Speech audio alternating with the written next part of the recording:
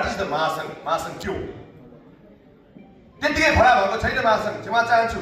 कुनै राजनीतिक दलको संस्था होइन यो महासंघ, क्षमा चाहन्छु। विशुद्ध राजनीतिक दलको बाहिर व्यवसायीको मात्रै संस्था हो यो कुरा म यहाँबाट तपाईँलाई सार्वजनिक मञ्चमा बोल्न चाहन्छु। ताली नै आयो यार। 40 अर्ब भन्दा माथि राजस्व तिर्ने यो देशको दोस्रो ठुलो अर्थतन्त्रमा प्रभाव पर्ने महासंघ हो यो नेपाल मोबाइल व्यवसायी महासंघ। 2 लाख रोजगारी प्रत्यक्ष रूपमा दिने त्यो संस्था हो नेपाल मोबाइल व्यवसायी महासंघ। 25,000 प्रत्यक्ष सदस्य भएको नेपाल मोबाइल व्यवसाय त्यो सदस्य भएको महासंघ हो नेपाल मोबाइल व्यवसाय महासंघ। कहिले बुझ्ने राज्यले? हामी तिरेको तिरै, हामी हेरेको हेरै, सरकार फेरेको फेरै।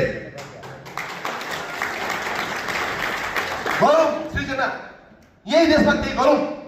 र अर्को कुरा फेरि स्मरण गराउन चाहन्छु, जयन्ती आन्दोलन पछाडि सबक सिकाएको छ जयन्तीले। त्यही जयन्तीको महासंघ हो प्रत्यक्ष रूपमा। मैले जयन्ती भन्नाले त्यो युवा पुस्ताको महासंघ हो यो कुनै वृद्ध पुस्तासँग यहाँ टेक्नोलोजीसँग खेल्ने हामीलाई के आउँदैन क्या चाहियो भने। एउटा सानो मोबाइल अनलकदेखि लिएर रिपेयरिङदेखि लिएर टेक्नोलोजीदेखि लिएर सबै निहित छ महासंघमा। किनकि हामी मोबाइल बेच्ने व्यक्तित्व हो महासंघ। त्यही चिज यो देशमा कारण गर्दा गर्दै हामीले पछुताउनु पर्ने वाव, हामी बाहिर भाग्नु पर्ने वाव।